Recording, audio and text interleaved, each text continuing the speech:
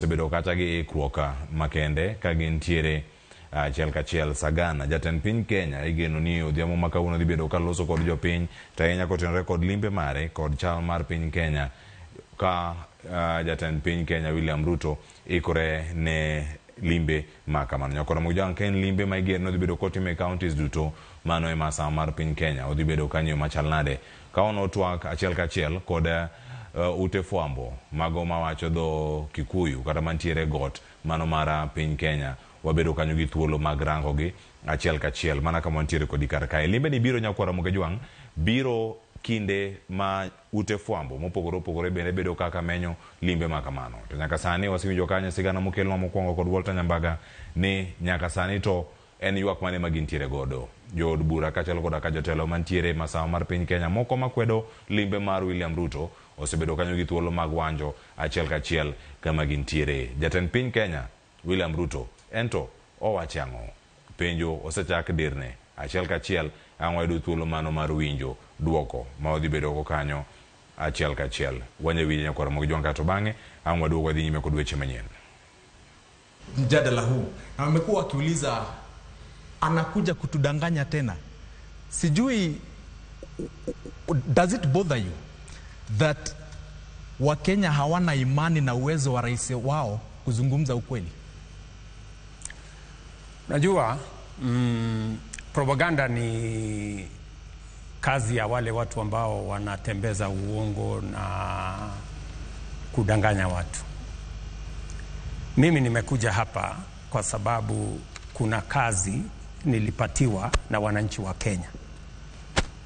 Na kuna kazi nilipatiwa na wananchi wa Central Kenya.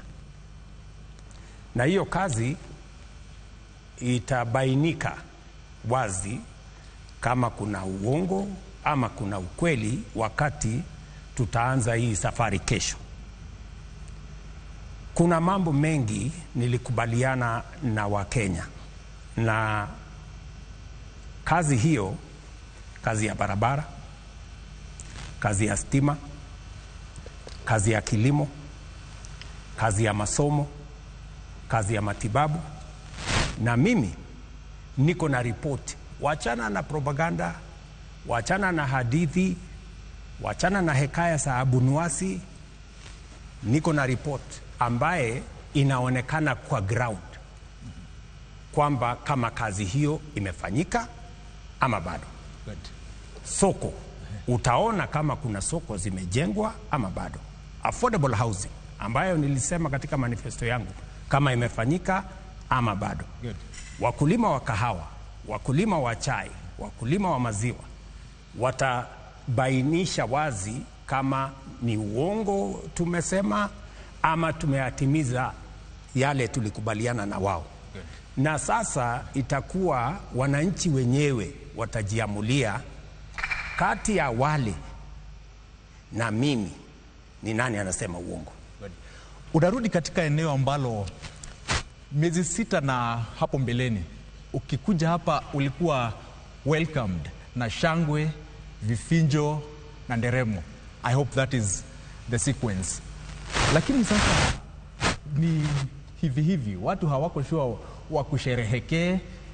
Unafikiria ni nini ambacho kimewasukuma watu ambao walikupenda hadi mahali wako hivi sasa? Wewe unazungumzia mambo ambayo hujaona.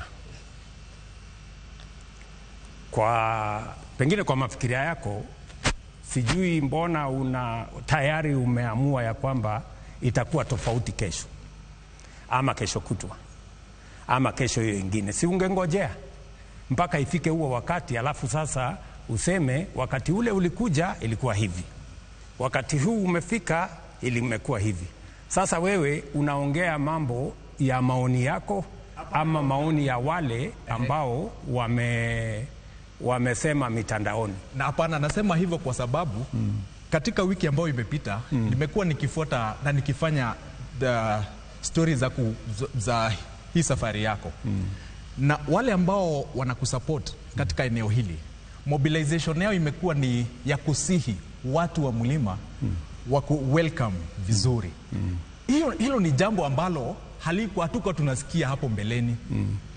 Jambo la William Ruto kuja katika eneo la mlima lilikuwa embraced na furaha, lakini sahi kwa nini wakazi wa mlima waambiwe almost kupigiwa magoti? Let us not answer a hypothetical question. Si mimi niko hapa? Okay. Kwani tutangojea mwaka moja? Si ni kesho? So wacha mambo tuendelee vile tunaendelea. Okay.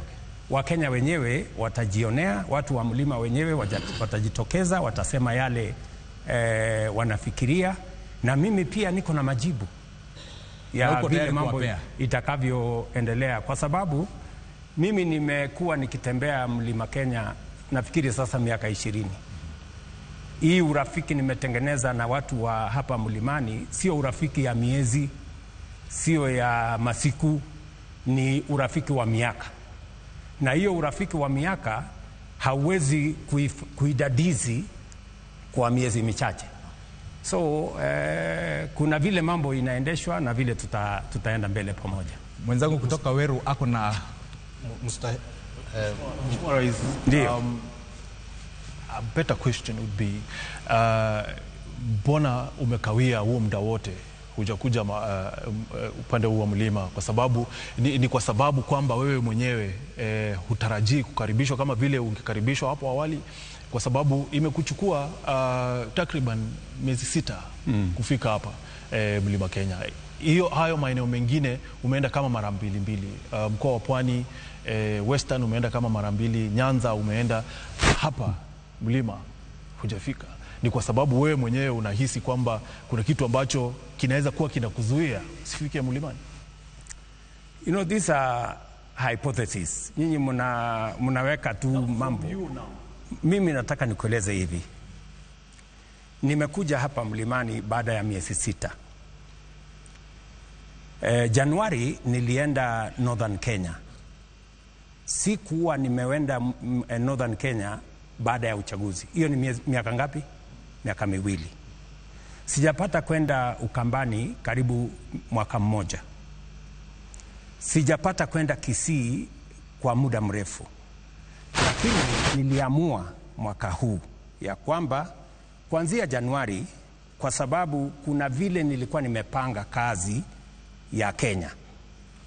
Vile unavyoelewa, wakati tumechaguliwa tumekuwa na changamoto nyingi, na ikawa ni lazima nipange vile nitayashughulikia haya mipango. Vile tumekuwa na changamoto ya kiuchumi, tumekuwa na matatizo ya madeni, na ikawa ni lazima nipange vizuri ndio nipunguze changamoto za taifa, na vile vile nipange vile ile manifesto nilikubaliana na wananchi wa Kenya na wakanichagua kwa sababu ya hiyo manifesto, pia nipangie vile hiyo manifesto nitaitekeleza, kwa sababu najua ya kwamba baada ya miaka 5 kutakuwa na mtihani, na ile mtihani itahusu ile ahadi nilitoa, manifesto nilipatiana kwa wananchi, vile nilisema nitafanya mambo. Wananchi watachukua ile manifesto waangalie nimefikisha wapi kutekeleza ile manifesto, na waniweze kunipatia marks. Lakini wacha nikueleze hivi, kwa haya miaka 2 nimeshughulika na mambo ya kudhibiti uchumi wa Kenya. Wakati nimechukua usukani, ile kitu inaitwa inflation ilikuwa 9.6%. Kwa sababu ya kazi tumefanya kama serikali, tumepunguza hiyo inflation, saa hii iko 3.5. Wakati nimechukua usukani, wewe unajua vile dona ilikuwa imesonga mbele. Saa hizi tumeidhibiti vizuri, 128, 129. Vile vile tumehakikisha ya kwamba matatizo tulikuwa nayo ya mambo ya mafuta, bei ya unga, mambo haya mengine tumeyashughulikia ndio tuweze kudhibiti uchumi wa Kenya. Na mbali na kudhibiti uchumi wa Kenya, pia ile manifesto nilisema mambo ya wananchi karibu milioni 5 walikuwa katika ile inaitwa CRB.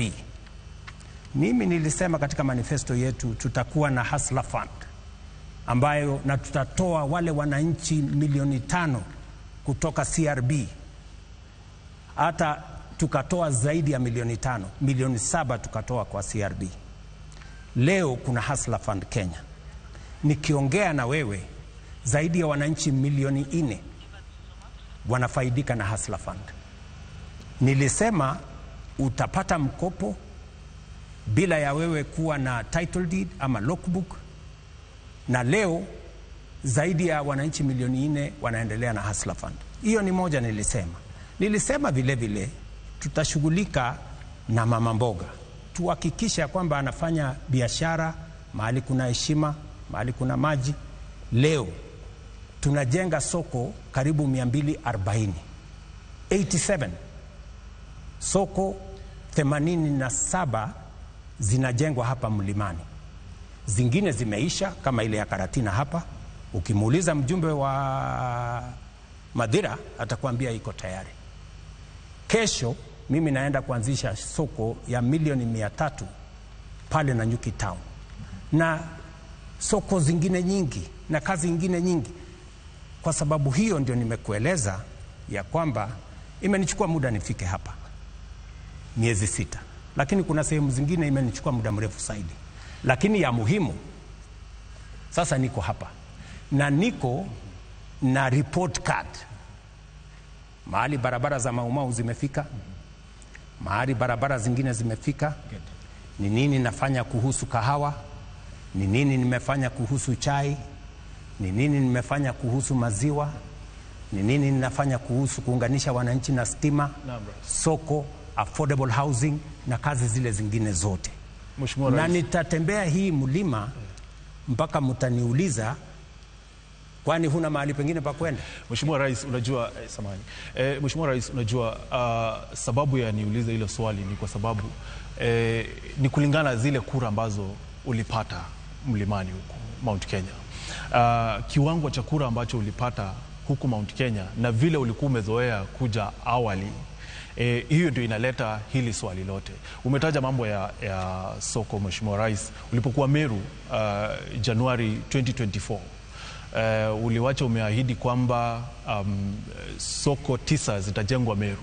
Mpaka sasa, Mheshimiwa Rais, ya Maua ndio ilianza just the other day, katikati ya huu mwaka. So ya Kienjai ulisema umeiongezea milioni 100 ikafika milioni 150. Haijaanza. Mheshimiwa Rais, unasema haijaanza? Ulisema hiyo ya Kienjai, unasema haijaanza? Imeanza. Mimi na wewe twende kesho. Twende. Tuone kama imeanza ama bado. Twende mimi na ya Kienjai. Ndio. I will challenge you because nilienda Kienjai, nikaambia watu wa Kienjai, hii soko ambaye it is proposed ni ndogo. Mimi nitaenda niwaongezee pesa. Saa hizi tunajenga soko ya milioni 250 Kienjai na contractor yuko pale. Mimi na wewe tukienda leo, and I want to challenge any media house, waende waangalie kama inajengwa. Mheshimiwa Rais, na soko zingine 9 zinajengwa Meru. Ulisema Nithi Bridge, Mheshimiwa. As I'm talking to you. So umesema soko. Nimekueleza. Na sio Meru peke yake.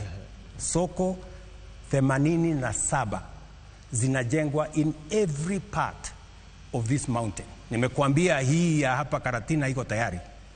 Soko ya mimi naenda kesho, soko ya Naramoru inaendelea kujengwa. Almost swali lenyewe, Mheshimiwa, 40% inaendelea. Ulitupea siku ngapi? Ulipokuwa Meru ulisema mwisho wa mwaka wa 2024 hizo soko zitakuwa zimeisha. Sasa unaona, you are shifting the goalpost. Ulisema soko haijajengwa. Sasa unasema inajengwa lakini haijaisha. Sasa wewe bwana, tutaongea mambo ya maendeleo, lakini Oscar, kuna kitu ambalo tuharakisha alafu ndio tujue. Shukran sana Mheshimiwa Rais. Na nitakuomba kwamba nikurejeshe nyuma kidogo kwa lile swali ambalo mwenzangu alikuwa anauliza, lakini kwa njia tofauti. Kuja kwako hapa Mlima Kenya umesema kwamba umekuwa na shughuli za ujenzi wa taifa hapa na pale. lakini bila shaka tumejaribu kuangazia na kufuata kwa karibu maandalizi yako ya kuja hapa yamekuwa na utofauti mkubwa sana ukilinganisha na yalivyokuwa yanafanyika. Kwa mfano, acha nikupe, kumekuwa na mikutano kadha wa kadha ambayo imefanyika, hata mojawapo ilifanyika katika ikulu pale Nairobi, na viongozi ambao wanaonekana ni kana kwamba wanapinga serikali kutoka kwa mlima hawakujumuishwa. Inamaanisha nini? Kunani? Ni nini ambacho kinaendelea hapa mlimani? Unajua wewe ufanyi kazi ikulu. Sasa si uniwachie kazi ya ikulu nifanye, ndugu yangu. Na unajua mtu wa kualika watu ikulu ni mimi. Na ukiona ikulu pale, viongozi wengi wanakuja ikulu. Juzi nilikuwa na viongozi wa Meru. Hii wiki peke yake nimeonana na viongozi wa kutoka Western Kenya, wabunge karibu 40 walikuwa pale. Sio wote walikuja, kuna wengine hawakukuja. Nimekutana na viongozi wa kutoka Lower Eastern hii wiki hii. Sio wote walikuja, kuna wengine hawakuja. Unajua kuja ikulu hakuna lazima, ni kwa mtu kupenda. Na ukishapatia mtu mwaliko na asikuje, huwezi sasa kumwekea lawama. Lakini wacha nikueleze ya kwamba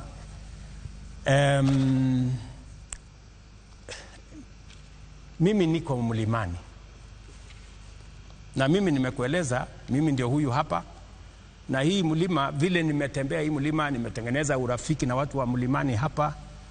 Hata ingawaje kuna changamoto nyingi za kitaifa, sijapata nafasi ya kutembea kila mahali vile ningependa. Unaelewa ya kwamba baada ya mambo yaliyofanyika mwaka uliopita, hatukuweza kupitisha finance bill ambayo ilikuwa na mipango mingi ya serikali ya Kenya. Ikabidi mimi nifanye ukarabati ndio mambo yaweze kuendelea Kenya vizuri. Nikapanua serikali ndio tuweze kupata uwezo wa kusukuma mambo ya maendeleo ya taifa letu la Kenya. Nikapangana na watu wengine wengi ili tuweze, kwa sababu mimi mpango yangu ni vile Kenya itafaulu, ni vile manifesto nilio wauzia wa Kenya wakanichagua itatekelezeka. Hiyo ndio mpango yangu, na ndio sababu hiyo kazi sasa nimefanyia ukarabati, sasa imeshika laini, uchumi imeshika laini. Kwa sababu uchumi imeshika laini, nimepanga sasa vile affordable housing inaendelea, universal health coverage inaendelea, markets inaendelea, hostels inaendelea, barabara ndio hizo nimekamilisha karibu wiki moja imepita. Zaidi ya bilioni 170 tumepata kutoka market kwa sababu tumechunga uchumi wa Kenya. Sasa barabara za Maumau zinaendelea sehemu tofauti tofauti. Kwa mfano, wacha nikueleze. Barabara za Maumau tuko na kilomita 560. Kiambu, Murang'a, Nyeri, sehemu kidogo Nyandarua, sehemu kidogo Embu, sehemu kidogo Tharaka Nithi. Hizo barabara kwa ujumla is above 55% zikiendelea. Ile kidogo nimepata matatizo nayo ni barabara ya pale barabara ambayo inaunganisha Maragwa, Kandara, Kiharu na Kangema. It's about 31 kilometers. Hiyo ndio kidogo iko chini about 5%. Na tayari tumezungumza na contractor pale. So now some of those roads I am going to inspect them because they are going on in my trip. Asante mheshimiwa. Vile vile, acha tu nikueleze. Vile vile kwa sababu ni vizuri nikueleze na niwaeleze wananchi wa hapa county hii. Vile vile nilienda China mwaka uliopita 2023 na nikapata pesa karibu shilingi bilioni 36 ya barabara. Kwa hiyo shilingi bilioni 36 nilichukua bilioni 15 nikaweka hapa mlimani. Hapa Nyeri hapa nimeweka barabara ya kutoka Ishamara kwenda Rutune mpaka kwa river pale, hiyo kilomita karibu 45 inaunganisha Mukurweini na Tetu. Nimeweka Nyandarua barabara mbili, barabara ya kutoka Ndaragwa kwenda Kanyagia mpaka Subuku, almost 50 kilometers. Saa hii inaendelea. Ukiuliza mjumbe wa pale anaitwa George Gachagua atakwambia hiyo barabara inaendelea. Nimeweka 44 kilometers pia barabara pale Nyandarua ambayo saa hizi inaendelea. Tumeweka kilomita 90 kilometers barabara za Kiambu between Kabete, Kiambaa and Kiambu zinaendelea as I talk to you. Tumeweka barabara ya Kirinyaga kutoka mahali inaitwa PI, hiyo barabara saizi almost another 50 kilometers inaendelea as I talk to you. Kuna zingine bado tuko na matatizo kidogo na contractors, lakini sasa tumemaliza the procurement issues na matatizo ambayo tulikuwa nayo. So another 400 kilometers mbali na 560 ya Maumau, barabara zingine 400 kilometers hapa Mlimani. Almost a total of 1,000 kilometers ya barabara inajengwa hapa Mlimani. Nimesikia hata viongozi wengine wanasema Ruto ni muongo, sijui hakuna kitu amefanya. Sasa nikuulize, mimi nilikuja hapa, tukaenda hapa just not far from this State House hapa Katonganga, tukaanzisha ile barabara inatoka Maroa, napitia hapo kwa Wamboi, napitia hapa kwa Munyoro, wa Munyoro hapa mahali huyo mtu anasema ati hakuna kitu nimefanya. Barabara ya kupitia kwake mimi nimetengeneza. Mheshimiwa, tunaomba kwamba anyway tuachane na hiyo story. Haya, tuendelee. Mheshimiwa, ningeuliza sababu tulikuwa tunataka kuingia kidogo, umeguza wa Munyoro na wa Munyoro, hiyo ndio mambo ambayo sasa tunataka kuuliza hapo. Sasa ndo umeguza mlima. Wakati ulikuwa hapa na watu walikupenda sana, ulimchagua Bwana Rigathi Gachagua akawa naibu wako, mkaingia katika uongozi. Sasa wakati tukiendelea na kazi tukaona, sijui ni jambo lipi ambalo lilikupa msukumo ama ni lipi lililosababisha akang'atuliwa kutoka kwa kiti cha unaibu wa rais. Ni jambo ambalo lilikera watu wengi sana wa Mlima, sababu walisema umemng'atua mtu wetu, na hata ukawaletea bwana profesa na wakasema sisi mtu wetu alikuwa Rigathi. Ni jambo lipi ambalo lilisukuma kabisa Rigathi akang'atuliwa kutoka kitini cha unaibu? Hiyo ni swali ambayo itajibiwa na watu wengi, kwa sababu wenye kumtoa Rigathi ofisini, mimi hakuna mahali nimeweka sahihi atolewe. Sheria ilifuatwa, lakini wenye kumtoa, wacha nikujibu. wenye kumtoa wakamtoa, si ndio? Lakini nataka nikurudishe nyuma kidogo kabisa. Mimi ndio nimenominate Rigathi Gachagua, si ndio? Hakupigiwa kura ati ndio mimi ni nominate. I nominated him kwa sababu katiba ya Kenya sehemu ya 148 inasema rais ndiye ana nominate, si ndio? Mimi ndio nimemnominate na nimemnominate kwa kura yangu moja, si ndio? Na mimi nataka nikueleze, hata wakati mimi nimemnominate Bwana Gachagua, niliuliza, kwa sababu nilikuwa na wabunge wengi, viongozi wa kutoka Mlimani, tuliketi chini na wao, nikawaambia jameni, mimi nimefanya kazi na Mheshimiwa Uhuru Kenyatta miaka 10, nimefanya kazi kabla ya hiyo, nimekuwa rafiki ya watu wa Mlimani na wameniamini, wanataka kunipatia kura zao. Nataka nyinyi kama viongozi wa kutoka Mlimani, wabunge wa sasa, munisaidie mmoja wenu ama mmoja wa viongozi wa kutoka Mlima awe naibu wangu wakati tunaenda kwa uchaguzi. Nasikia Nyokabi? Nasikia. So nikawaachia nafasi, nikamwambia haya, munipatie mtu. Wakazungumza pale kwa ofisini yangu Karen pale nikiwa naibu wa rais, karibu mpaka saa 10 toka asubuhi. Mwisho wakaniambia tumeshindwa. So tufanye namna gani? Nikamwambia hapana, hamwezi kushindwa. Wakaniambia kwa sababu tumeshindwa tunaweza kupiga kura. Nikamwambia pigeni kura. Wakapiga kura. Nasikia? Si unataka ukweli? Kabisa. Ikapigwa kura. Huyo Profesa Kindiki akapata kura 27. Ule rafiki yangu Rigathi akapata kura 5. Unasikia? Sasa wakati hawa viongozi wameniletea majibu, nikawaambia wacha nifikirie kama vile tutakavyoenda. Mwisho nikawapasuade, nikawaambia sikizeni,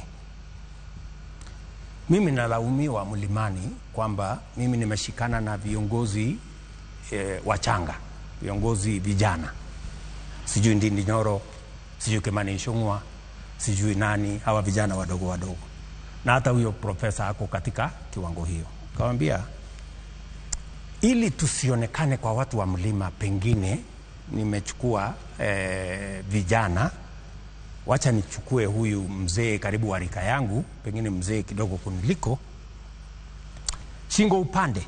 Wakaniambia wewe ndio kuamua. Sawa, mimi nikaamua, tukaenda pamoja na ndugu yangu Rigathi. Hiyo ilikuwa ni miezi 3 kabla ya uchaguzi, si ndivyo? Baada ya uchaguzi si tukaanza kazi. Mambo matatu yalitokea. Ya kwanza, shida, kesi kila siku kwa kesi.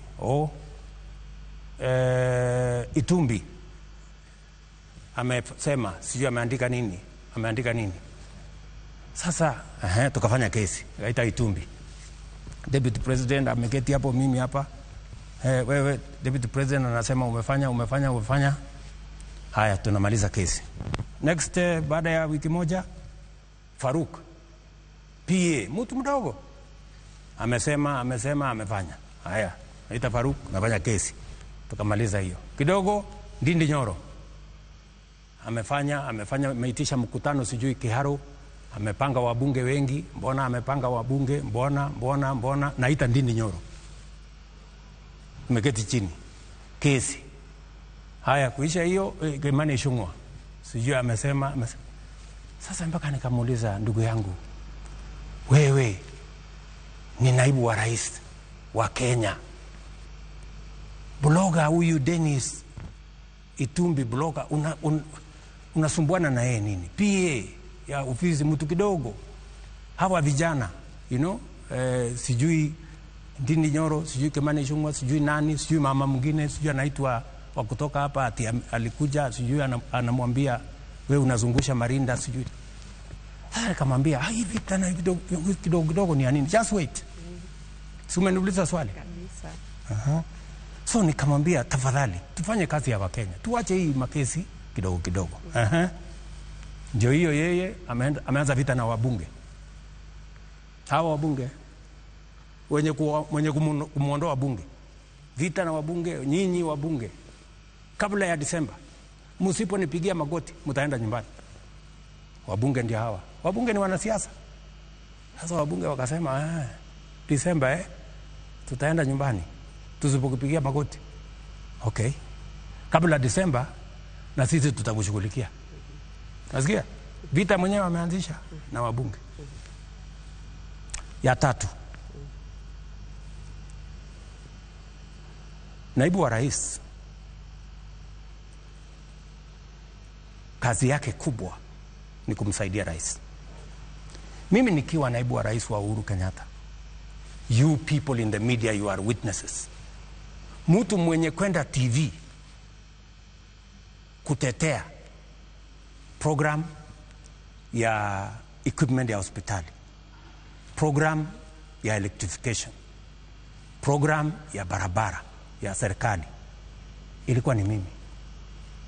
I went to more TV stations many more times than even the president himself, kwa sababu ni kazi ya naibu wa rais kuprofile kazi ya serikali. Na wauliza nyinyi, KTN, Citizen, NTV. Mulimuona Rigathi ameenda kuongea barabara siku moja, sitima siku moja, program ya UHC one day. What? For 2 years he never stepped in any station kusema program ya, wacha hata station, hata in public kuongea mambo ya serikali. Sawa, mimi nikamueleza, my brother, you know, manifesto tumeandika housing, manifesto tumeandika universal health coverage, manifesto tumeandika tutasort out mambo ya walimu, manifesto tumeandika, na manifesto si gazeti. Mheshimiwa Rais, yes, wait, manifesto si gazeti. Nikamwambia, we made a commitment to the people of Kenya on housing, on universal health coverage, on making sure that we have a proper CBC model. Sasa kama huwezi kutetea, kama huwezi, na wewe nimekupatia mamlaka, hakuna kitu tumepitisha kwa cabinet ambayo haijaenda kwa ofisi ya deputy president kama chairman wa committee za cabinet. How are we going to run this government? Wacha nimalizie. So I just want you to understand, because ni vizuri watu wa Kenya wanielewe. So wabunge wakaanza vita kwa sababu wameambiwa wasipopiga magoti, nasikia, wataenda nyumbani. So ikafika mahali hapo, sasa nikaelezana na huyu bwana, sasa my friend, please punguza vita na hawa watu wote. Sasa ikanifikia mimi, mimi sasa, unajua, mimi naweza kukufanya one term president. Usipofanya hii, usipofanya hii, usipofanya hii, nahitaji bilioni 10. Wewe unajua bilioni 10, Bwana Waweru? Labda zilikuwa za nini rais? Bilioni 10 ndio niende niongee na watu ya Mlimani, you know, ni kupangie siasa, sijui nifanye nini. Mimi nikaona hapa, nikamwambia I will not do it. Na wacha nimalize. So nikamwambia hii haiwezekani. Na kama ni kuwa one term ni sawa, hakuna problem.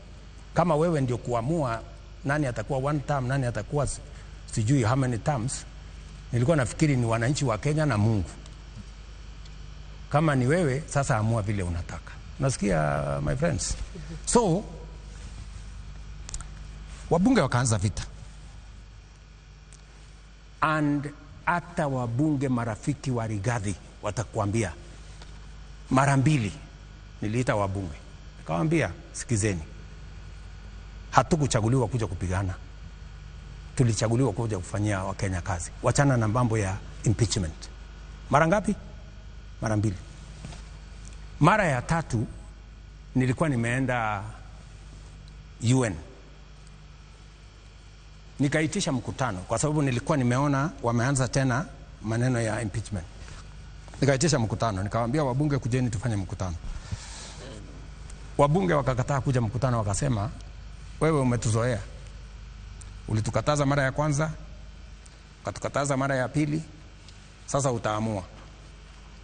Either tutaendelea na tukuulizi, atuulizi kura yako, kura yako haihitajiki bunge, sisi tutafanya vile tunavyojua tutafanya, hiyo ingine wachana na sisi. They never came for the meeting.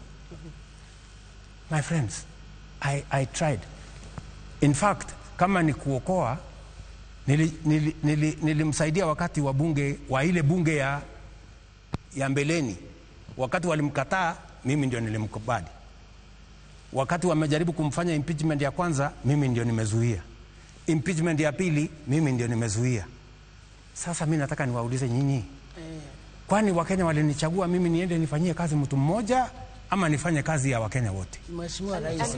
So, I mean, tafadhali mambo ya hiyo tufunge hiyo chapter. Wacha swali moja tu, labda sababu ulikuwa naibu wa rais. Kwa sababu wacha niwaambie, Kenya hii tuko na mambo ya viongozi, lakini tuko na mambo ya wananchi. Mambo ya viongozi wananchi wataamua. Hakuna haja ya mimi kubishana na Rigathi ama wabunge wengine, kwa sababu mambo yetu sisi wote itaamuliwa na si itaamuliwa na wananchi. So sisi wote tujipange, you know, ile imefanyika unfortunately. Lakini sasa nyinyi kama wananchi wa Kenya ndio baadaye wataamua huyu William Ruto tulimpatia kazi, amefanya hajafanya. Kama amefanya watajua vile ya kufanya, kama hajafanya they know what to do. Mambo ni rahisi hivyo, lakini tusishinde tukipishana mambo ya viongozi. Kama tunaongea mambo ya viongozi miaka nenda miaka rudi, this press conference, that press conference, maneno ya wananchi tutaongea lini? Wakenya wenyewe mimi nimekuja Mount Kenya kuongea mambo ya wananchi. Mambo ya viongozi wananchi watatuamua. Mheshimiwa, hata hivyo labda kuna maswali ambayo tunaweza kuwa nayo ambayo itasaidia pia kuweka uwazi mambo yalivyofanyika, na utaniruhusu kwamba nirejelee lile jambo ambalo umesema vile ambavyo mambo yalienda pale Karen wakati ambapo ulikuwa una wakati ambapo Rigathi tumeshapita my brother. Mheshimiwa Rais, naomba tu nikuulize, tuko na masaa dakika moja tu na hatuwezi kushinda tukiongea mambo ya viongozi. Naomba tu Mheshimiwa, tafadhali tuongee mambo ya raia. Watu wa mlima wanangoja kujua huyu mtu tulimuajiri tukampatia kazi, barabara amefikisha wapi, sitima amefikisha wapi, mambo ya vijana na ajira amefikisha wapi. Lakini pia na hiyo ndio inahusu wananchi mamilioni. Mheshimiwa, pia wanataka kujua kaigwa dhiri atia uliendaje? Si nimewaeleza sasa, nimewaeleza imetosha. Lakini wacha turejelee hizo. Wacha Kogi, naomba Kogi. Mheshimiwa Joki, naomba Kogi alafu. Okay. Kogi. Yeah, Your Excellency, my name is Kogi. Kogi from sema kutoka kwa kona. Now, I'm that son who want to brief dad after a busy day from work. Sorry, I didn't hear you. I'm giving an example. I'm that son who want to brief the dad after a long day of working. Correct. I want to give you and to draw a picture why the people from the region are very hostile and anger. They have a lot of anger. One is the issue of the minimum guarantee return in milk, in coffee and tea. Very good. During your manifesto, that was the key. And I remember when we were doing the economical chapter from each county to county. The other issue is that they feel there is hand of William Ruto in sidelining the people from the Mount Kenya. And I just want to highlight a few examples of them. They say there was hand in William Ruto to impeach the Deputy President Rigathi Gachagua. There was hand in committee reorganization, and that is why Dede Nyoro is no longer the chairman of the budget. There was hand of William Ruto, when that is why the former incompetence, as you said, CS Muturi, is not serving as the CS. Then there is this issue about the economic chapters that you held in Kiambu. You promised the people of Kiambu that the first thing that you are going to do, you will make sure that Kiambu have to enjoy the factory of production of broiler chicken. You remember that day. Now Kiambu is the leading in production of milk. They are the leading in coffee. They are leading in matters of pottery and so forth. They feel the promises that you have made to them, none of them has been have been fulfilled. I'm going to answer you. The one, let me highlight few, then I give my rest, the panelists to continue. One of them is the Tharaka-Nithi bridge that you promised within 100 days, you are going to make sure that the bridge is done. There is the Rurengo Stadium, the famous Rurengo Stadium. It is still in the structure as it was there before. There is this Mau Mau Road. Apart from some few constituencies, the others, they remain stored projects. They are asking, the project that Uhuru left through when he was the president, they are still there. They claim you are coming to relaunch again. The same project, the same you did last time. So they are here wondering, what is this president want to bring us back? That is why I have diverted from the real issue of impeachment so that we can discuss the policy. They also feel that even the broad-based... Ukiuliza mingi, sasa nitajibu gani? So siulize kidogo, nijibu alafu ulize ingine. Nimalizie na hii moja. The issue about the broad-based government. Yes. They feel even the deputy president that we have, Kithure Kindiki, is on the road because those people who have joined the government, they are claiming everything in the government, starting from the position from the committee. All the people who are associated with a deputy president, they no longer serve in any of the committee. So they even feel that the deputy president is sitting on bonus. Akojia ya kuenda. Maybe if you can answer that, I'll come there after the discussion. Umesema mingi, sasa sijui nitakujibu gani. Anyway, wacha tuanze na ile ya muhimu. Umesema mambo ya guaranteed minimum return. Si ndio? Yes. Tulikubaliana na wakulima ya kwamba wa maziwa, tuanze na wa maziwa. Na mimi nataka ukiwa na nafasi uliza Bwana Kamiro ambaye ni chairman wetu wa KCC. Wakati tumeingia ofisini, maziwa ilikuwa inauza 35 shillings per kilo. Tulisema we are going to make sure that tutainua bei ya maziwa. Today as I talk to you, maziwa ni 50 shillings. That is the guaranteed price we have given to farmers. Mimi nimeweka pesa ya serikali katika hiyo mpango ya maziwa. Today every farmer, in fact nilisema ya kwamba sio 50 alafu ikatwe. In fact it is 53 shillings alafu 50 inaenda kwa mkulima, 3 shillings inaenda kwa wale watu wengine, transport na nini na nini na nini na nini. I want you to check with farmers, whether it is Nyahururu, whether it is Nakuru, wherever it is, whether they are being paid 50 shillings or not. That is number one. Number two, kahawa. Nilipromise watu wa Kenya, wakiwemo watu wa mlima, ya kwamba nitafukuza cartels. Ya kwamba hii kahawa tutainua bei yake, tutaondoa wale wakora ambao wamekuwa wakihujumu kilimo ya kahawa. What did we do? Nilichukua reforms ya kahawa nikalete kwa office of the president. Tukaseparate millers, tukaseparate brokers, na tukahakikisha kwamba kila mtu ako na leseni moja. Pia nikatransfer, nikasema hii Nairobi Coffee Exchange tukalete watu wa CMA into the equation. Ile kahawa ilikuwa inalipwa baada ya miezi 6, leo inalipwa baada ya siku 5 to the cooperatives. Mpango yangu by June this year haitakuwa inalipwa kwa cooperative, itakuwa inalipwa kwa mkulima in 5 days. Leo nikiongea na wewe Kogi, bei ya kahawa, uliza mkulima yeyote, ile ilikuwa 40 shillings, 50 shillings. Leo average price ya kahawa Kenya, because of what I have done in the last 1.5 years, bei ya kahawa leo is on average 110. Kuna factories na cooperatives zinalipa 130, 140, in fact 147 in some of them. That is the commitment I made. Number 3, kwa mambo ya chai. Niliwaambia ya kwamba hii mambo ya chai, we're going to do something about it. Today, uliza watu wa KTDA, Mudhaura na Bwana Kirundi ambaye ni chairman wa KTDA.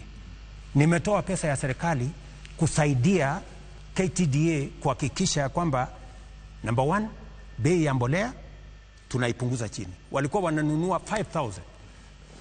In fact, when the first year when I came into office, walikuwa wananunua 5,500. Leo uliza mkulima yeyote ya KTDA wanalipa pesa ngapi? 2,500. What has happened? This year, 2024, not 2025, 2024, hiyo imepita.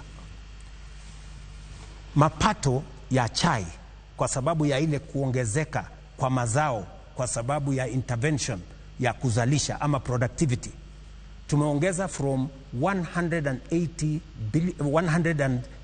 billion mpaka 215 billion as KTDA. Farmers are making more money in tea, farmers are making more money in coffee, farmers are making more money in tea, in milk. So if you want to have an exam with me on what I have done in the agricultural sector. I am ready to have that exam. Let me also wacha to see wacha nafasi. Wacha Can I do a follow up on tea? On tea because it's key to our region, On tea, a follow up on tea. Yes. You're being ndio mazao imekuwa juu. Lakini mapato huenda yakakuwa chini kwa sababu tumepoteza soko la muhimu Sudan. Na imekuwa ni kwa sababu wewe umeruhusu mrengo wa waasi kuanzisha serikali hapa Nairobi. Wewe kwanza unasema hiyo unasema ya chai ya kuuza Sudan. Yes. By the way, we are selling tea to Sudan. Okay. Even after they say they are not buying our tea, the market itself has forced them. We sell tea today to Sudan. So there is absolutely no issue about selling of tea. And that is why we are making money in the tea sector. Let me also tell you about the projects. Mheshimiwa, kabla hiyo just wait. Kahawa. Swali moja tu la kahawa. Yes. Nimekusikiza unazungumza na unapeana statistics. Na vile vile pia mimi niko na statistics ambazo ninaweza kukuuliza.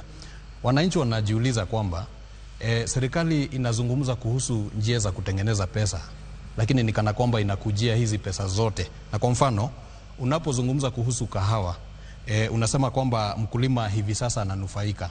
Ni kweli, labda ukienda katika cooperatives kadhaa utapata ile bei ambayo umeitaja, hivyo ndivyo ilivyo. Lakini yale zile pesa ambazo zinakatwa kwa zile pesa zenye wakulima wanapata, kwa mfano mabroka wanapata kiwango cha hadi 1%, na kuna vile vile kuna pesa zingine ambazo zinatolewa zile za ile mtambo ya DSS na mambo kama hayo. Wakati sasa serikali inapopanga kwamba bei itaenda juu, lakini pesa ambayo inafika kwa mfuko ya mkulima bado iko chini. Ile bei nimekwambia ndugu yangu Oscar Kimani Ngonjiri. Ile bei nimekueleza ya 110, 130, 147 ni pesa ambayo tunamlipa mkulima. Sio pesa ambayo ati tunasema ndio ikatwe zile zingine. That is the net that is going to farmers. And the charges for DSS is for purposes of making sure that we have institutions that insulate the farmer from brokers taking advantage of farmers. So we have made that chain absolutely clear. Let me go back to barabara za number one, barabara za Mau Mau. Barabara za Mau Mau ni kilomita 560. Many of them, when I came into office, they were already stalled. That is the correct position. So what I have done over the last 2.5 years is to reorganize the economy, because they were being funded by money from the government. And it took time, and not just Mau Mau roads, roads across Kenya. You know, we had a problem with roads across Kenya. And because of the state of the economy, it had to take me to reorganize the economy so that we can be able to raise resources for us to be able to fund the construction of the roads. I can now confidently tell you that we have raised 170 billion. We are going to raise another 120 billion. So we now have the resources. And you see, wacha nikueleze ndugu. Najua, ukioa bibi, akwambie nitakuzalia mtoto. Pengine hawezi kukuzalia the first week, because it's not possible. Lazima ile mambo ilifanyike, halafu tungoje, si ndio? Tungoje, halafu ndio mtoto apatikane. Sasa wewe sasa sikia, wewe ngoja. Na unajua hata ukienda shuleni, hata ukienda shuleni unapatiwa lesson, si ndio? Unafanyishwa kata hapo katikati, alafu kuna siku ya mtihani. Kama ni secondary school ni after 4 years, si ndio? Sasa nikueleze, si mtihani hii ya Mau Mau nilisema nitamaliza hizi barabara. I want to challenge you. Si unipatie nafasi. Si mtihani iko 2027. hizi barabara za Mau Mau, uniulize siku hiyo kama kuna barabara ya Mau Mau ambayo haitakuwa imejengwa ama kukamilishwa, kama kutakuwa na barabara hizi zingine zote ambazo nimezianzisha ambazo hazitakuwa sijakamilisha, si wananchi watakuweko? Na kama sijafanya, si wananchi watajua vile watafanya? Lakini sasa unachukua mtihani ya 2027 unaleta hapa 2025.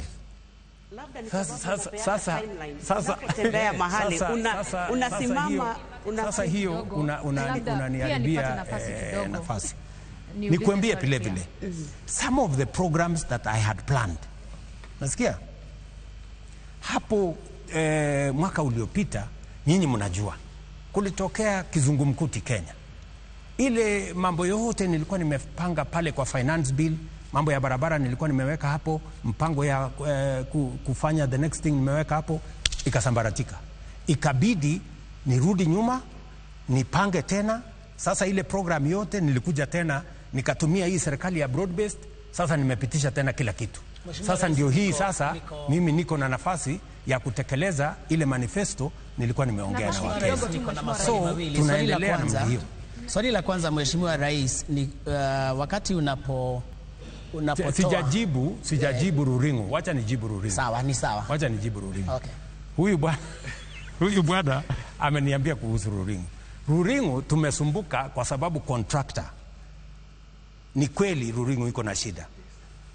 Tulikuwa na contractor. Huyo contractor ametusumbua, ametupeleka kotini. Na unajua kotini I don't have control. Hakuna mtu akona control. It is an independent institution. So we just finished the case 2 months ago. Sasa tumemwondoa ule contractor. Na kwa sababu be patient. Na kwa sababu Ruringo tulianza na ile stadium ya Meru ambayo ilikamilika zamani.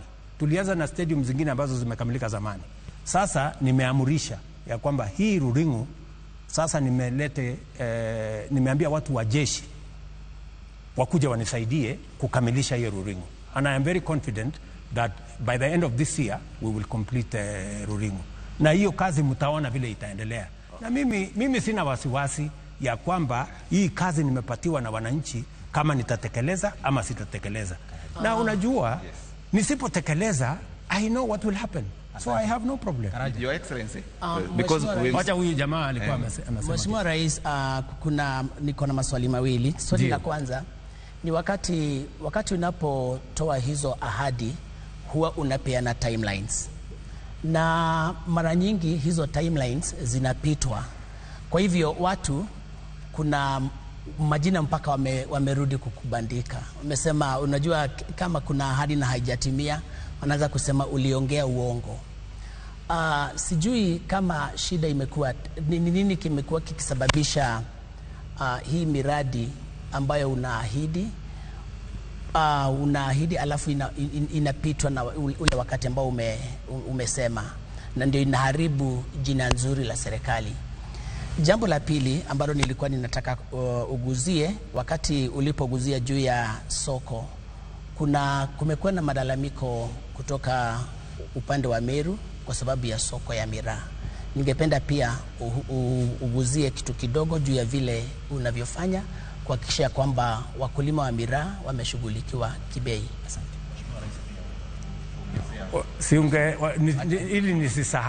Ili nisisahau, wacha tumjibu and then we'll come to you. 2 things. Mimi ni mtu wa imani. Mimi ni mtu namwamini Mungu. Na unajua kuna watu wanatembea kwa physically seeing. Me, I am a great believer. I'm a man of faith. And I believe what I say will happen. It may delay, but it will happen. Because I know in my heart I have committed myself to do it. And that is why I speak about it. Of course, you know, sometimes because there are intervening issues. Maybe you have put it in the budget and then the budget did not go through, then there is a delay. Maybe you have a contractor and the contractor is not performing the way you would wanted, you had planned. The contractor anakuchelewesha, ama saa zingine procurement inafanyika alafu watu wengine wanaenda kotini inachelewesha. But that does not mean that it takes away my word that this is what the government of Kenya has committed to do. What I know is that I have people who have no plan. They have no agenda. So the only thing they do is to find fault. Oh, you know, hii alisema haijafanyika, imechelewa siku mbili, imechelewa mwezi moja, imechelewa mwaka moja, imechelewa hii. But my commitment is this. Every commitment I have made, whether it is on Hustler Fund, whether it is on markets, whether it is on affordable housing, whether it is on universal health coverage, whether it is in CBC and university funding, I will make sure that those commitments are kept, because that is how we are going to take Kenya forward. Mira, swala la and then the Meru, the Mira issue.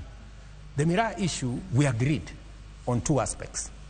That we are going to make sure that we have, I made a commitment to the Meru people that I will take one ambassador from Meru to go and be ambassador in Somalia.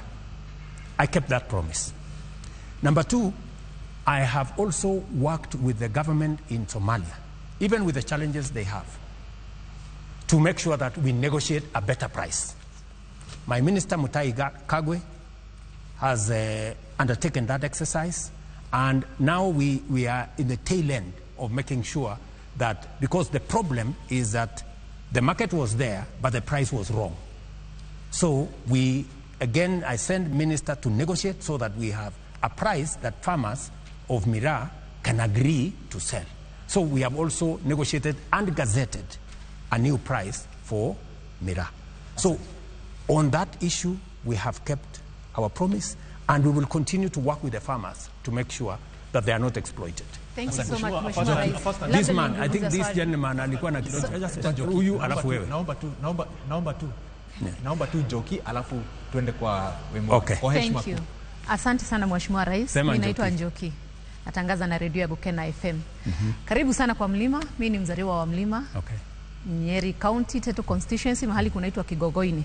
Kama utapitia hapo, ingia tu kwa mama yangu atakuchinjia kuku. Sawa Njoki. Na kikombe ya maziwa. Yes. Ningependa kuangazia mambo mawili ama matatu, sana sana tena kuhusu mkulima wa majani chai. Najua umeongea hayo na uko na mipango. Lakini pia ningependa tushughulikie wakulima wa majani chai kulingana na kiwango cha ukulima wao. Kuna yule mkulima pia wa chini ambaye production cost yake sana sana huwa inamfinya. Unapata ya kwamba yule mfanyikazi wa kumchunia majani hata anapata pesa mingi kuliko ile yeye anapata ya bonus. Sijui hapo tunaweza fanya nini ndio huyu mkulima mdogo wa majani chai akaweza kutiwa moyo. Aweze kuendeleza kazi yake. Labda swali ambalo lingine ningependa kuangazia ni katika matembezi yako mlimani, na nimesema tena karibu sana. Wakati ulikuwa naibu wa rais, ulipokelewa sana kwa Mlima kama ulivyosema. Na of course msemo ambao ulikuwa wako wakati huo ni tangatanga na tukaelezwa kwamba mmesikiza ground, na ukweli masikio ilikuwa sawa. Mlisikiza ground na ilikuwa sawa. Sasa tukisikiza ground, sijui iko namna gani. Na tena labda ningejiuliza, na wengine pia wanajiuliza, mbinu ambazo zimetumika kuwakusanya watu pamoja ambao watakuwa wakijitokeza kupokea rais katika Mlima, ni wale ambao ni watu kabisa wanatokea kupokea rais kwa sababu wanapenda vile anafanya, ama wengine wamebaki manyumbani wamekasirika tu, wamebaki na hasira zao lakini hawana kufanya. Asante. Okay. Mambo, umeniuliza maswali mawili, sio Njoki? Ya kwanza, pale katika kilimo ya chai, bado kuna vile tumekubaliana na Mutahi Kagwe. Tumejaribu ku enhance productivity. Lakini bado kuna sehemu imebakia ambayo sasa tutaenda bunge. Kwanza kuhakikisha kwamba tunafanya value addition more than we are doing at the moment. Tatizo ya chai yetu, hata ingawaje tumepata mapato karibu bilioni 50 zaidi mwaka uliopita, ni kwamba sehemu kubwa ya chai yetu bado inauzwa kwa magunia.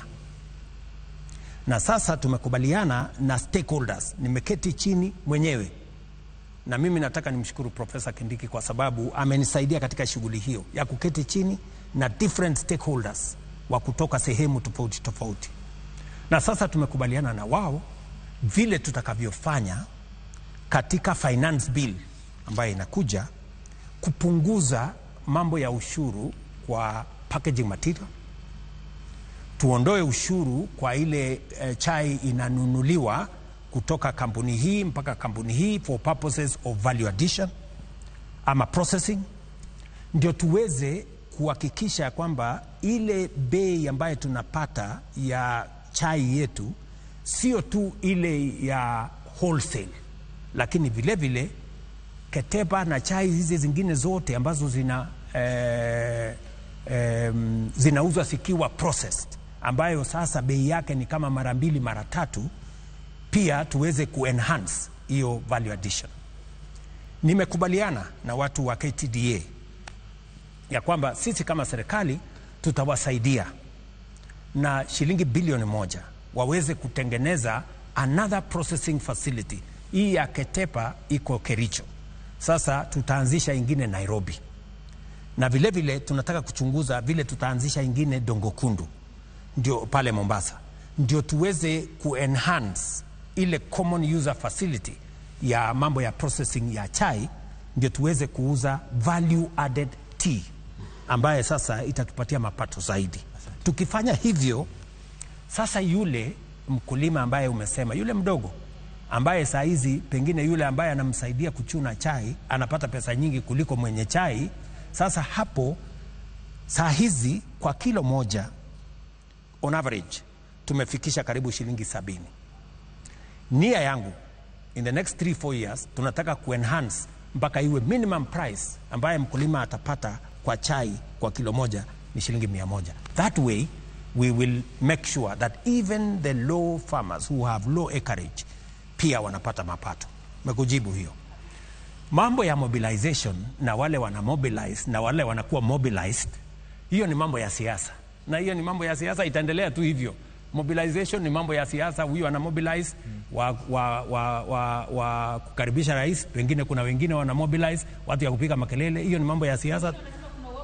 Vikundi zingine ambazo ni huwa wanaogopa ni kama zinaweza inuka kwa sasa. Sasa hiyo ni fitina ya siasa. Unajua hii siasa iko na ukarabati na fitina, mtu akishashindwa anaweka fitina huku na vile, lakini mimi nataka niwahakikishie wananchi wa Kenya, wakiwemo wananchi wa Mlimani hapa, tunataka tufanye kazi ya maendeleo pamoja. Okay. Na hakuna haja ya kusumbuana, kwa sababu uwezo wa kuchagua viongozi iko na wananchi, na wananchi wenyewe watajiamulia. Wakiona William Ruto amefanya kazi ile walimpatia, anatosha aendelee, watampatia kura.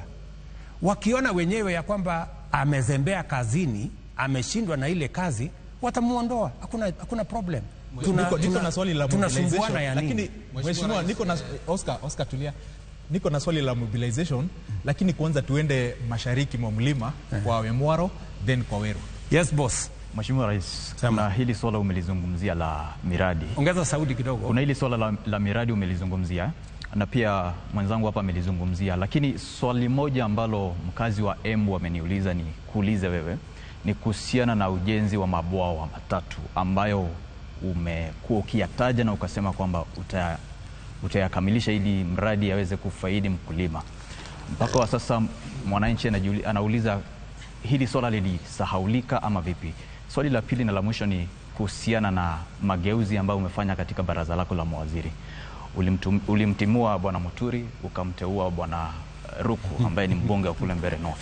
Wananchi wanajiuliza ni lipi ama ni ulipofanya hili jambo, ni kipi ambacho ulitarajia ama ni kipi ambacho ulitarajia kutoka kwa mwananchi, hasa ikizingatiwa kaunti ya Embu ni pahala ambapo kumekuwa na wananchi hawatosheki sana ama kidogo wana ghadhabu na serikali yako? Jambo la kwanza, mabwawa haya ambayo umesema, nafikiri ni Kamumu na zile zingine mbili, ni bado iko katika mpango yetu ya development of dams. Tulibadilisha sheria pale nyuma, tukasema so that we can have more resources to work on dams, tuwe na sheria ambayo tutakuwa na ile water purchase agreement ambayo itatusaidia kupata pesa ya kutengeneza bwawa zaidi.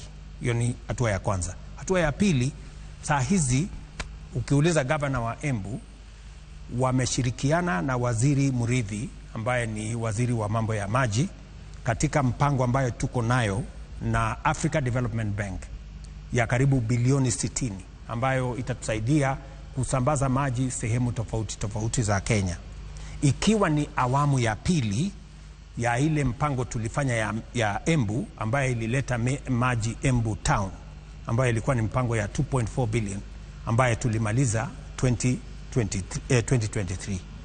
So that is the program on the dams. Kwa mambo ya rafiki yangu Bwana Muturi. Bwana Muturi nilimpatia kazi kama mkuu wa sheria.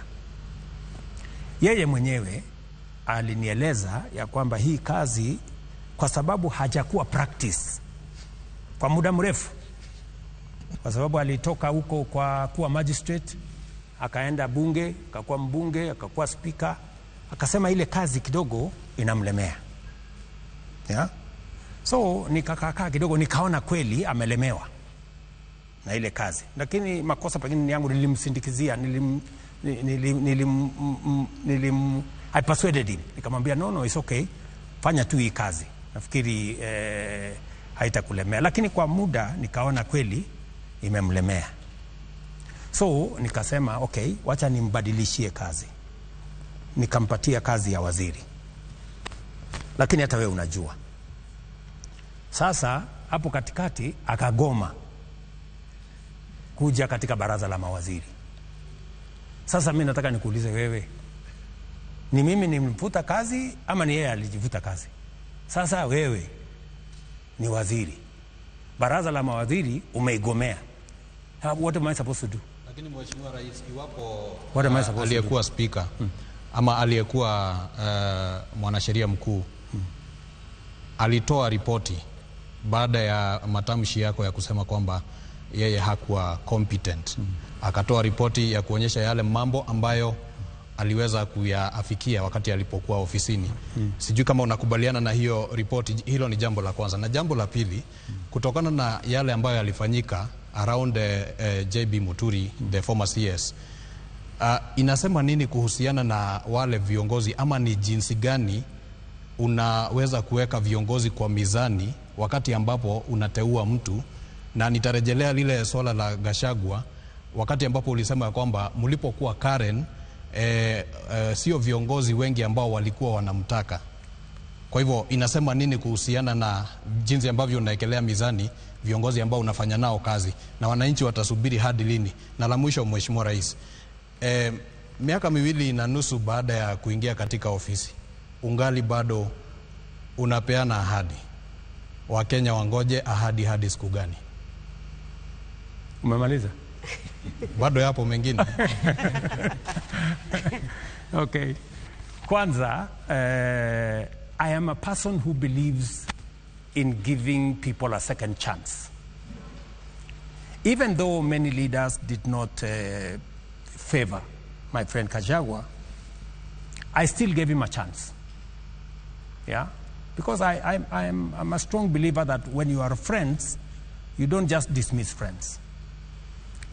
It applies to JB Muturi. Even when it was difficult for him to perform as an attorney general, and it's not even me. Ask any government department. Any government department. They had many difficulties. But because he was my friend, we worked together, we campaigned together, I was willing to give him a second chance. You know? So if you are saying that I should not have given Rigathi a chance and I should not have given JB a chance, that is you, that's not me. I believe differently.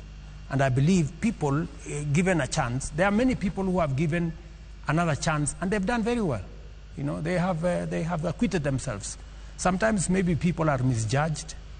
And I want to see how, until it becomes impossible to work with the people who are in your team, you must give them a chance. So I gave my good friend Justin a chance,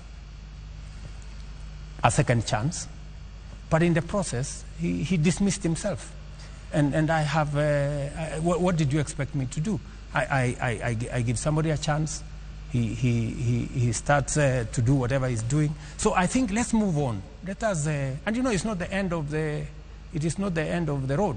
J.B. Muturi has a very good pension as a former speaker. So hawezi kuumia sana ataenda kuhangaika, ako na kazi ingine, ako na pension, anaweza kusonga mbele. Tunaweza labda tuone wakati ambao serikali imetulia na kazi inaendelea, kwa sababu sana sana ya kuhusu kazi, ma-CSs, kazi inabadilika kila siku. Wanasema even before you warm your seat, you are out.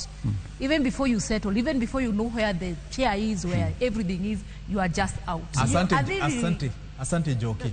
Nataka tushikanishe hayo basi. Unajua moja sababu you're on record saying that there was a time your CSAs, you knew their departments and ministries more than they did.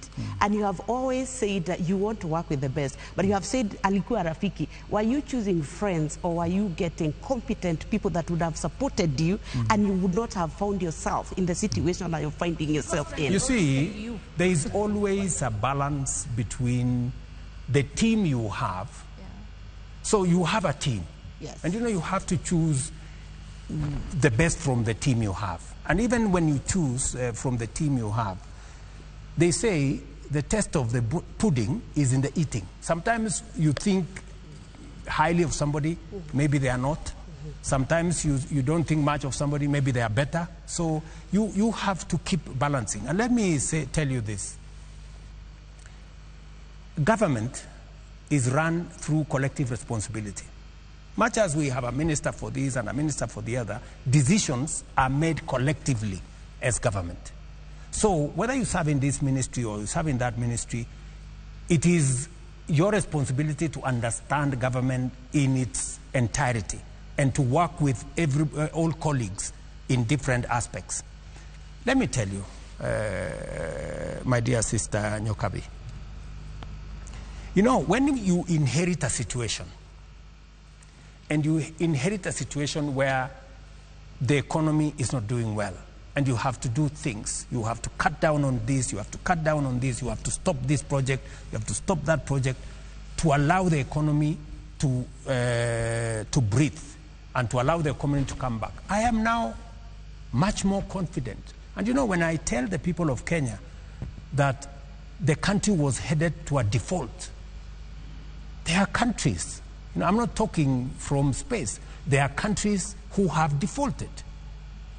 I don't want to mention countries by name. Kenyans know, anybody who is interested in public affairs knows there are countries, our neighbors, many countries have defaulted. And when a country defaults, my sister, you are in so much trouble. Nobody wants to lend you nothing, nobody wants to associate with you. One of the neighbors, I don't want to mention which one, their currency was devalued by 100%. Do you know what that would mean to Kenya if we were to go that direction? Just imagine if the dollar was exchanging at 220 shillings. What kind of a country would we be? You know? So there are real issues that I have had to do to stabilize the economy of Kenya. And I can now confidently say that now that we have stabilized the economy, inflation has come down to 3.5% from 9%. Our exchange rate has stabilized substantially. Our foreign reserves, we're now close to $10 billion. We are now in a much more solid place to undertake the development of our country. And let me tell you, guys,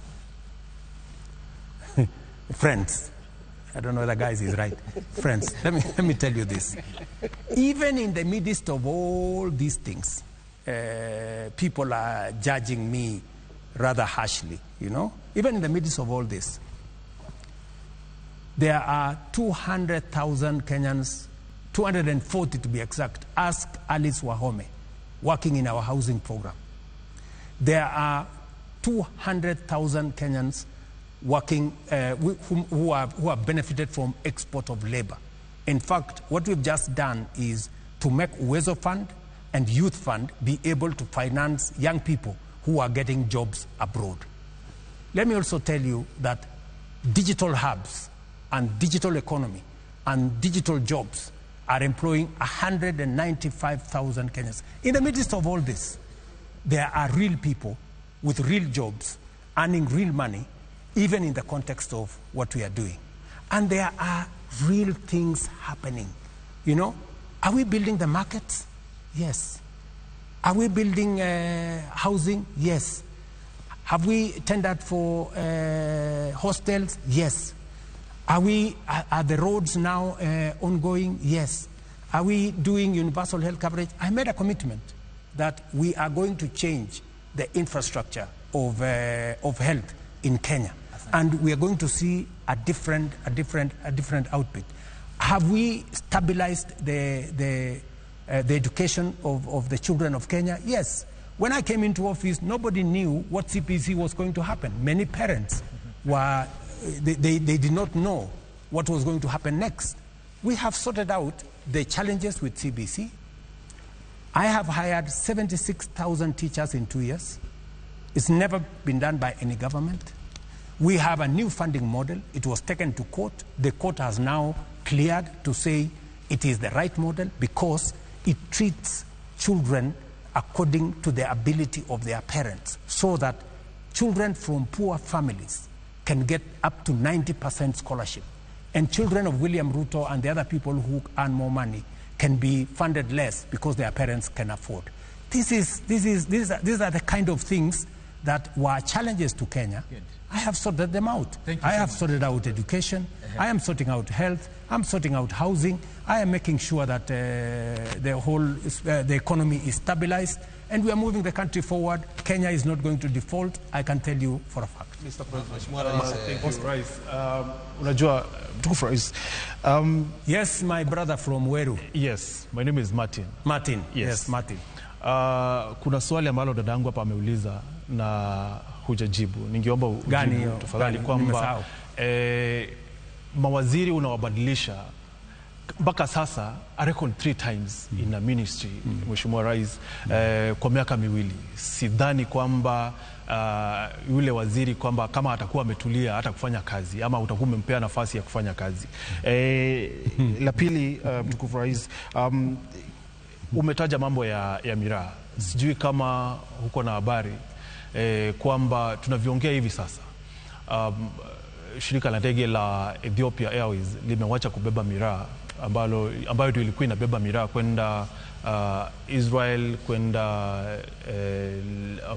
Sierra Leone, I think, limewacha kubeba miraa. La tatu, nadhani utayakumbuka yote, ni Nithi Bridge. Nithi Bridge mpaka leo hakuna kitu ambacho kimefanyika kwa Nithi Bridge. Ulikuwa umepromise kwamba in 100 days itakuwa imeanza kujengwa, ukakuja tena ukasema in 6 months itakuwa imeanza kujengwa. Mpaka leo, Mheshimiwa Rais, hakuna kitu kimefanyika, na watu wanakufa. Real people are dying at Nithi Bridge, Mheshimiwa Rais. Like they are really dying there at Nithi Bridge. Okay, wacha nikujibu. Mambo ya mawaziri, kila serikali inabadilisha mawaziri. I want you to tell me how many times Kibaki changed ministers. No, I'm just telling you. The frequency. You had a chance ya kuchagua mawaziri. Si umeniuliza maswali. Mheshimiwa, niruhusu I listen to you when you are asking. Why don't you listen to me when I'm answering? You are asking me. Yeah, relax. So, Kibaki alibadilisha mawaziri when it was necessary. Uhuru alibadilisha mawaziri when it is necessary. When it is necessary, I will change ministers because it is my prerogative. And ultimately, whatever the ministers are doing, ultimately, I will be asked. The buck stops with me, ultimately. So that is why I am going to work with people who ultimately are going to help me answer the final question to the people of Kenya. Yes, and umetuambia hapa kwamba wale au mawaziri wengine walikuwa marafiki zako, but then you had a chance wakati uliondoa cabinet yote. You had a chance ya kuchagua watu ambao labda hutawabadilisha baada ya miezi mitatu ama miwili. Martin. Naam. kama unaona sijafanya vizuri, Sijasema hujafanya vizuri. no, sasa Ni kwamba unawabadilisha mpaka sasa mimi mwanahabari saa ingine hata nashindwa kukumbuka waziri fulani ni wa wizara gani. Kazi sasa utakuwa unaanguka mtihani usipojua waziri ni nani. That is your problem. Your problem is to find out who is the minister for whatever. Let me just tell you that kazi ndio mimi niko naye. Nitafanya vile naelewa inapaswa kufanyika. Let me give you an example. Unajua Koigi Wamwere, kuna wakati mmoja alienda kumuona Rais Kibaki. Kamwambia, bwana rais, kuna shida hapa, kuna shida hapa, hapa iko shida, hapa iko shida, hapa iko shida, ungefanya hivi, ungefanya hivi. Kibaki akanyamaza, akamsikiza. Alipomaliza akamwambia Koigi, hiyo maneno yote umesema, siku ukikuwa rais ufanye hivyo vile unataka. Wacha mimi nifanye vile najua. Sitaki kujibu hivyo. Nilikuwa lakini mheshimiwa rais, wachane na hiyo. So Nithi, wacha tuende kwa Nithi Bridge. Huyu jamaa ameniuliza. Niliwaeleza wananchi wa Tharaka Nithi, mahali my deputy anatoka, kwamba hii Nithi Bridge tutaishughulikia. Right? Ukiuliza Kinoti wa Kera, ukiuliza engineer Kungu wa Kenha, kama I have given them the assignment to do it and to figure out how we are going to work on that bridge, they will tell you there is 2 solutions to that bridge. One will cost us 5 billion shillings, and they have designed how it's going to happen.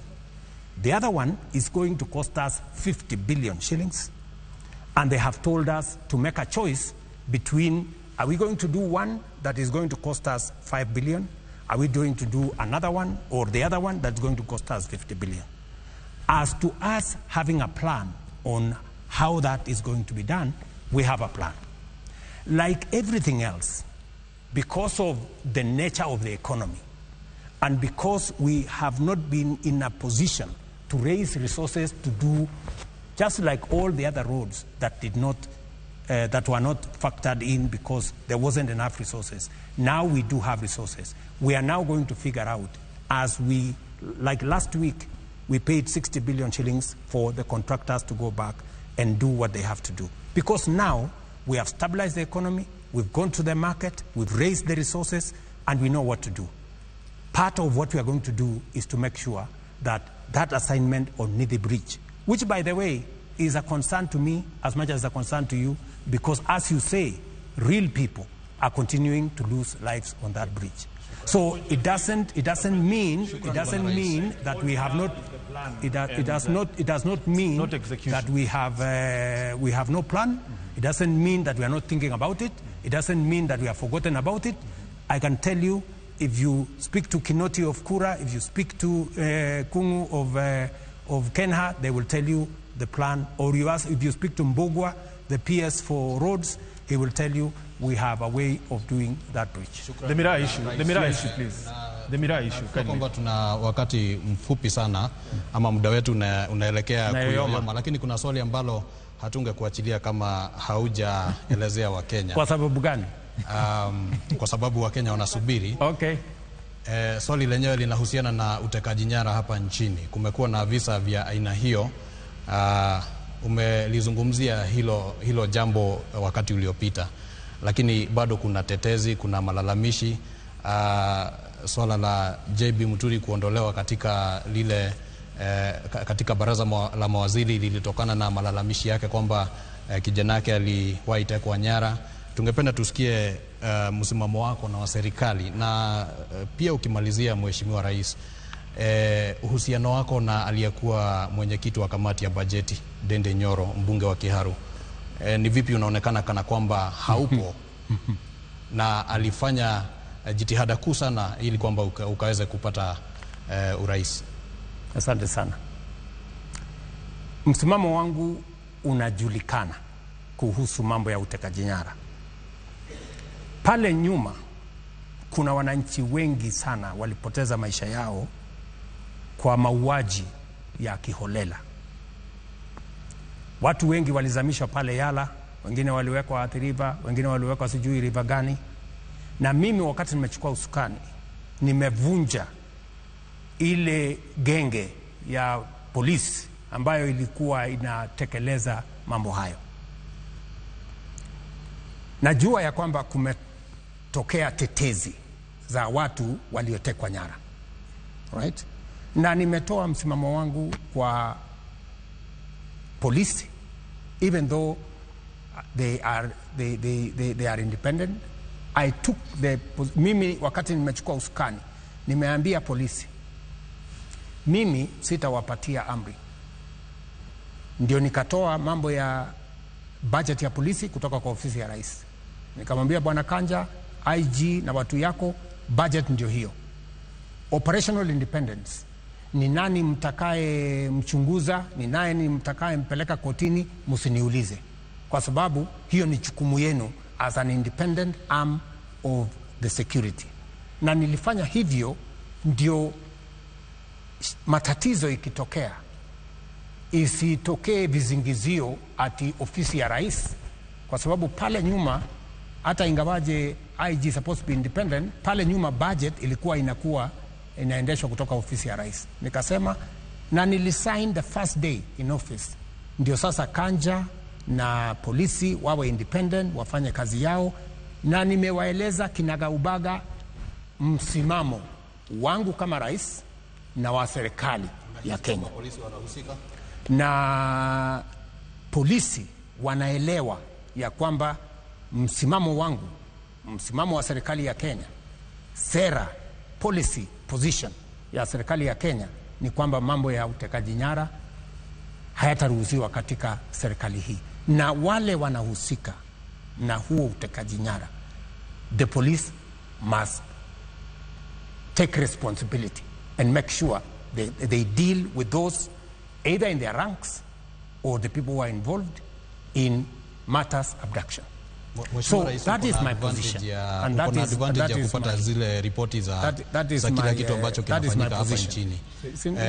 Unaposema wale ambao wanahusika ni akina nani? Siwacha nijibu. Nikusaidie kujibu. Yeah. So I have been thoroughly clear to the police on what they need to do on matters abduction. And I want to confirm to you that now and going forward, in my administration, matters abduction, matters extrajudicial killing shall not be part of my administration. We have discussed this within government. We have taken a position as cabinet. I have taken position as president, and the police know what they must do and what they cannot do. That is the position. You asked me something else. What was that? Nilikuuliza kuhusiana na uhusiano wako na Ndindi Nyoro. Ndindi Nyoro is a very fine gentleman. Huyo kijana ni kijana ambaye mimi namkuza kwa siasa. Unajua watu, nafikiri mtu fulani hapa amesema, nafikiri ilikuwa Kogi, alimesema ya kwamba Ndindi Nyoro alikuwa chairman na sasa sio chairman. Unajua muda wa chairman wote wa makamati bunge ilifika, old chairman ilifika muda muda wao ikaisha, ikawa tufanye tena election. Mambo ya chairman, vice chairman kule bunge haiamuliwi na rais, inaamuliwa na wabunge kwa kupiga kura. Every person offers themselves to be elected chairman or not to be elected chairman.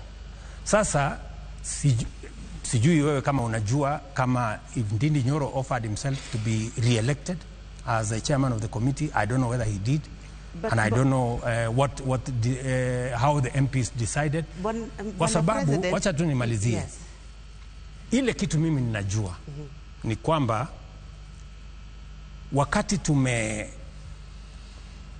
serikali na tukasema tuwe na broad based, ikawa ni kwamba nafasi zingine za wenyekiti zitaenda upande wa upande ule mwingine, na watu wa Mlima Kenya walikuwa na chairman 12 out of 25. Watu wa Rift Valley walikuwa na chairman 9 out of that 25. Sasa ikawa ni kwamba watu wa Rift Valley waondoke viti 3, watu wa mlima waondoke viti 3, ndio wale wengine wapate nafasi. Sasa vile walipanga kule bunge, utawauliza wale wanasimamia bunge. Haikuwa sababu alikataa kuwa part ya wale watu ambao walimngatua aliyekuwa naibu wako wakati ule, Rigathi Gachagua. Na alafu mimi nataka sitaki, kuna mambo sitaki kusema hapa. Nimesha kuambia huyo kijana mheshimiwa huyo kijana Ndindi Nyoro ni kiongozi, ni kati ya hawa vijana ambao na walea, na ni kazi yangu kulea hawa viongozi. Saa zingine kidogo wanaregea hapa, mimi nawafundisha namna hii hawa kina Kimani Ichung'wah, kina hawa vijana wengine wadogo hapa na wapanga. Your Excellency, I have 2 questions. One question about capitation. Kogi, yes. Yes, Kogi. When you came to power, capitation was 22,000 per student. It went down to 11,000. Another thing is about the NEMIS. There are students... No. Your facts are very wrong. Why? Your facts are very wrong. Capitation was 22,000. No, it was in paper. 22,000. It was in paper, 22,000. Yes. But the actual money that went was less than what you're saying. So what we have done is that we have decided to factor in figures that government can support. Because it is not right to tell a university, we are going to give you so much money, or a school, we are going to give you so much money, and then you don't give them. About the NEMIS. Just one about in regard to SHA, because there are so many questions surrounded by so many issues. Just one word. I hope to Kenyans, please. Yes. In regard to SHA. Mimi nataka niwaeleze wa Kenya. Mfumo wa Taifa Care ni mfumo wa maana sana. Inasawazisha Wakenya wote. Pale nyuma NHIF ilikuwa ni ya watu wenye uwezo na wenye kazi. Sio watu wenye uwezo na wenye kazi peke yao ndio wanakuwa wagonjwa. Wakenya wote wanakuwa wagonjwa. Na ndio nikasema hii mpango mpya, hata mama mboga na mtu wa bodaboda na mwenye hana kazi watajumuishwa ndani yake, watakuwa na bima ya afya. Na tumesema kinaga ubaga ya kwamba kila mtu, kwa sababu ni bima, atalipa kulingana na uwezo wake. Yule mwenye uwezo wa kulipa 1,000 atalipa 1,000. Yule mwenye yako na uwezo wa kulipa 300 atalipa 300. Yule mwenye yako na uwezo wa kulipa 100 atalipa 100. Lakini yule kabisa hana uwezo, tutamlipia kama serikali. Ile kitu mimi nataka niwaulize wa Kenya, kila mmoja wetu ajisajili. Ukijisajili ama ukijiandikisha, sasa itafanyiwa utafiti, wewe unatoshana na kulipa pesa ngapi. Na kama imesemekana Martin anatoshana na kulipa 500 kwa sababu ako na mshahara mnono, atalipa 500. Yule mama mboga ambaye alikuwa analipa 500, akifanyiwa hesabu ajulikana anaweza kulipa 200 ama 100, atalipa 100. Yule mwananchi wa kawaida mwenye hana kazi, pengine hata si ana biashara yoyote, ikisemekana analipa shilingi 50 ama shilingi chini ya hiyo, ama ionekane ya kwamba hana uwezo kabisa, tutamlipia kama serikali. What we are saying is that there is no citizen in Kenya who should be left behind, whether they have a job or they don't, whether they have ability or they don't. For the first time in the history of the Republic of Kenya, people who have never gone to hospital and they have never been paid for by government, today they are being paid for. Shukran. Asante sana Mheshimiwa Rais. Shukran kwa muda wako. Asante sana. Ningependa kukupa fursa ya mwisho sasa kuongea na watu wa mlima, hasa wale ambao wanakungoja kesho. Yes. Ambao wako na uoga kwa sababu ya vile ambavyo waliona mikutano yako ilikuwa inamalizika mjini Nairobi, ambapo magenge yalikuwa yanakuja kuvamia biashara za watu. Unawaahidi nini na mikutano yako wakati unaianzia hapa katika eneo la mlima, eneo la biashara. Tukimalizia kwanza, nataka ujue ya kwamba pale Nairobi tulifanya mikutano mingi sana Nairobi, na watu wa Nairobi walichangamkia mikutano hayo. Kulikuwa na visa vya wizi hapa na pale, kwa sababu Nairobi, unajua vile mambo yalivyo Nairobi, na sitarajii kwamba yale mambo ya wizi ya hapa na pale itatokea katika msafara huu, kwa sababu tunawaelewa watu wa huku mashinani. Watu wa mlima ni watu wa amani, ni watu ambao wanaelewa mambo ya maendeleo. Hatuja kuja hapa kufanya siasa, tumekuja hapa kupangana na wananchi wa hapa, mambo ya miradi yao, mambo ya maendeleo yao, tuweze kujua vile tutasonga mbele. Mimi nataka niwaeleze ndugu zangu watu wa Mlima Kenya, kwanza nawashukuru sana kwa sababu ya kuniamini, kunipatia kura zenu, na mimi nataka niwahakikishie ile kazi mlinipatia ya kusomesha watoto wetu na kuhakikisha kwamba kuna walimu, kuna taratibu ya sawa sawa ya masomo, hiyo kazi nitatekeleza. Mambo ya kilimo, kuhakikisha ya kwamba mambo ya chai, mambo ya kahawa, mambo ya maziwa na ile kilimo yote tutaishughulikia vizuri, na niko na taarifa nzuri ya vile haya mambo yamesonga mbele. Mambo ya barabara zenu, kama ni Maumau, barabara zile zingine zote mtajionea wenyewe, kwa sababu sasa tuko na tumedhibiti uchumi wa Kenya, na sasa tuko na pesa ya kukamilisha hiyo miradi. Mambo ya housing inaendelea. Mimi nitakuwa Nyeri town hapa, kwa sababu tulianzisha phase 1, tunaendesha phase 2. Mambo ya stadium inaendelea. Mimi nitakuwa kule Nyandarua, mambo ya hospitali yao, nitakuwa sehemu tofauti tofauti, nitakuwa Embu, nitakuwa Meru, nitakuwa Maua, kwa sababu tunajenga pale soko kubwa ya karibu shilingi 300,000, na mambo yale mengine. Mimi natazamia sana kufika katika sehemu mbalimbali ya Central Kenya, hii Mlima Kenya, kwa shughuli ya mambo ya maendeleo ya sehemu hii. Shukrani sana Bwana Rais kwa sababu ya kutupa muda wako na kuzungumza pamoja nasi na wote ambao waliotutazama usiku wa leo.